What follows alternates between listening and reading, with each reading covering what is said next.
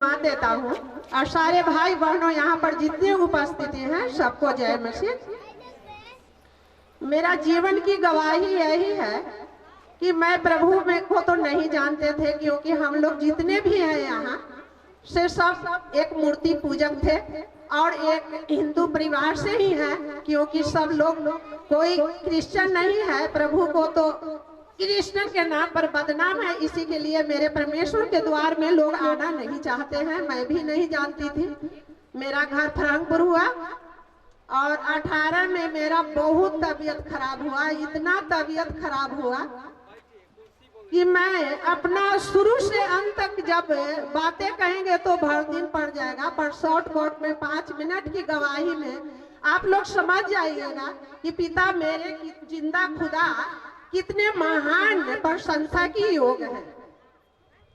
तो 18 में तबीयत खराब हुआ तो पहले डॉक्टर जब ऊंचे से आदमी दिखाना शुरू कर देता है तो धीरे धीरे फिर नीचे की ओर तांत्रिक वगैरह ईंटें पत्थर जो भी है, जहाँ विश्वास कोई बताता है वहाँ भरमते रहता है, क्योंकि खुली दृष्टि से सचमुच कुछ दिखाई नहीं देता है। गंदगियों में कीचड़ों में भगवान को खोजते रहते हैं। हम भी खोज रहे थे और बहुत बेचैन थे, इतना बेचैन थे। अंत में मेरा 19 आ गया, 2019 चढ़ गया और मेरा हालात बिगड़ते चला गया। यहाँ से लेकर झारखंड ले गए और बहुत तांत्रिक को पैसा दिए। झारखंड में तो 30,000 रुपया एक तांत्रिक को दिया गया था। मेरा शरीर मार कर पूरा फाड़ दिया गया और मेरा शरीर इतना दुर्बल हो गया कि आप जान सकते हैं कि मेरा एक गिलास पानी नहीं उठ रहा था। मेरा शरीर और मेरी घर में कोई करने वाला नहीं था। 2 लड़की एक लड़का है, लड़का को शादी नहीं किए थे उस समय और मैं ज्वाइंट फैमिली हूँ। तो मेरी जेठानी को भी तबीयत ठीक नहीं रहता था और सब जगह से फिर भरमते भरमते घरे आ गए। और बड़ी लड़की मेरी खाना बनाने के लिए 2 बेटी को लेकर पढ़ाई लिखाई छोड़कर चली आई और तांत्रिक के काम फिर बहुत जगह भरमते भरमते इमामगंज कोई बताया कि तांत्रिक है, अच्छा वहां भी गया और उसी को काम रात को कर 19 में 16 या 17 ऐसे तारीख होगा, तारीख तो नहीं बता सकते हैं, पर आधा जनवरी पार हो गया था और मंगलवार था और उसको काम कर कर मैं सो गया और नींद नहीं आता था। 2-2 गो नींद का दवा खाते थे। तो रात में प्रभु ने मुझे आवाज दी, परमेश्वर को आवाज मिला, तुम यीशु के पास आओ, मैं तुझे चंगा करूंगा। और एक तरफ से शैतान भी आवाज दिया कि तुम 2 डाल पर तुरंत तुमको मौत है। और सच में मेरा मौत था। मात्र 20 से चाहे 1 महीना का ही अर्धवाय बचा हुआ था। इतने शैतान मेरे देह पर तबाह किया था कि इलाज में कुछ भी नहीं निकलता था। एक बीपी बढ़ा हुआ रहता था और जितना खाना पीना कोई भी मेरे खाने का तो मन ही नहीं करता था। कैसू जीवन के लिए 1 रोटी 2 रोटी कैसू लेते थे। तो पीने उठे, फिर तांत्रिक के काम किए, क्योंकि आवाज शैतान को सुनकर मुझे प्रभु का आवाज भूल गए। फिर रात के बुधवार को सोए, उसी समय फिर रात के उसी टाइम में घड़ी तो नहीं देखे, बाकी 12-1 बज ही रहा होगा। प्रभु ने फिर आवाज दी, तुम यीशु के पास आओ, मैं तुझे चंगा करूंगा। सुबह उठे और सब जो तांत्रिक का जलावा उलावा जो देता है किया जाता है सब उठाकर एक दिशा रख दिए कि आप कुछ नहीं करेंगे, अब मेरे प्रभु के पास जाना है, मेरे पिता चंगा करेंगे। मेरे परमेश्वर को तो मेरे घर में कोई परिवार, खुद मैं भी चखा नहीं था, तो कोई स्वाद नहीं जाना कि पिता कितने अद्भुत चमत्कारी हैं। तो बेटी मेरी अपनी आंटी से बतिया रही थी कि मम्मी सच में पागल हो गया है। और सचमुच वह तांत्रिक कह दिया था कि इसके ऊपर शैतान नहीं था। चतरा में गए थे झारखंड में, तो इसको रांची में भर्ती कर दो पागल खाना में, पागल हो गई है। सचमुच पागल के तरह एम्स में गए थे दिखाने, तो डॉक्टर पूछ रहा था बेटी से कि इनको साथ एनी टाइम रहने वाला कौन है। आपकी मम्मी इसी तरह थे कि पहले और इनको पति को आना चाहिए। डॉक्टर को यह नहीं पता चला कि मम्मी बच्ची को बचपन से पाली है, तो बच्ची भी तो इस माँ के बारे में पता है। फिर बुधवार के जो परमेश्वर ने पुकारे और अपने से मैं बाहर निकली, और एक मेरी बगल में मेरी गोतनी है, वह प्रभु में 2 साल पहले से आती थी।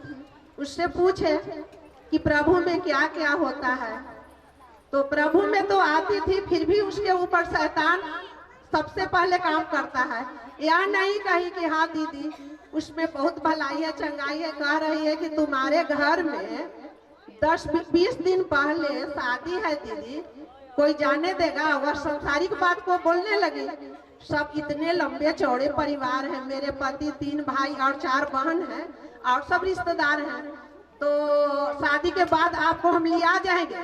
तो हम उसको से बोली कि अरे हम मर जाएंगे तब प्रभु के पास जाएंगे, हमको कौन रोकेगा, हमको पिता ने बुलाए हैं, तुम बताओ ना, ले चलो। तब फिर बात मानी, हमको ले गई। वो गांव में प्रार्थना होती है, जो पुष्पा नाम है, वो पिता को शुक्रवार को चलाती थी अपने घर में, तो उसके पास ले आ गई तो प्रार्थना की बाइबल धरकर, और बोली कि दीदी आप मत रोइए, आप चंगे हो जाइएगा, आपको तो परमेश्वर ने खुद से बुलाए हैं, से चिंता नहीं करना है। तो फिर रविवार से पहले शुक्रवार आ गया, तो गाँव में चले गए, निहाए धोआए। अब 12 साल से हम कंगन पहने हुए थे शिव चर्चा के, और नहाते नहाते मेरे मन में ऐसा बेचैनी आया कि बेटी से कह रहे हैं कि शर्मिला आकर मेरे हाथों का कंगन काट कर वह कचरे का डब्बा में डाल दो। मेरे परमेश्वर इतना पवित्र हैं, और यह शैतान को लेकर प्रभु के पास तो हम नहीं जा सकते हैं। तो बेटी जैसे जैसे कहती थी कर देती थी कि मम्मी किसी तरह से इसको मन शांति रहे। वह प्रभु के बारे में थोड़े न जान रही थी, बाकी मेरी मन की शांति के लिए कर देती थी। फिर हम प्रार्थना में गए तो ढेर आदमी नहीं था, 2-4 लोग बैठकर, और उसी तरह हम गए जो सब कोई बैठता है वैसे बैठे। उसके बाद तो मुझे पता नहीं कि मेरे देह पर कितना शैतान उखड़ गया। पिता की प्रार्थना के द्वारा चिल्लाया, चीखा और चीखने लगा कि हम जा रहे हैं, मैं प्रभु के लहू से जल रहे हैं, मर रहे हैं, चिल्लाया। पर पिता मेरे इतना दयालु हैं कि तांत्रिक ने तो भूत झाड़ने के वजह सारा धन संपत्ति झाड़ लेता है, और शरीर में ही वह शैतान पड़ा रह जाता है। और मेरे परमेश्वर इतना दयालु हैं कि सारा रोग दुख बीमारी और शैतान को भगाते हुए घर में धन और संपत्तियों से भर देते हैं। फिर भी लोग मेरे सच्चे परमेश्वर के पास आना नहीं चाहते हैं, क्योंकि अंधकार जो है सो ज्योति में आने से बहुत रोकता है। मैं अपने प्रभु को धन्यवाद देता हूँ कि इस वचन के द्वारा यहाँ पर जितने भाई बहनों बैठे हैं जो कम विश्वास में होंगे, वह पूरे विश्वास में आकर परमेश्वर में दृढ़ रहिए। मनुष्य से हम लोग को डरना नहीं, डरना है तो अपने प्रभु से डरना है और पिता के पास ही आना है। मैं इस बातों के साथ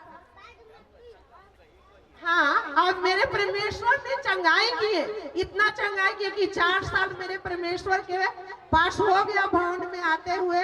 और मेरे पिता महान हैं और मेरे परमेश्वर जैसा कोई नहीं है।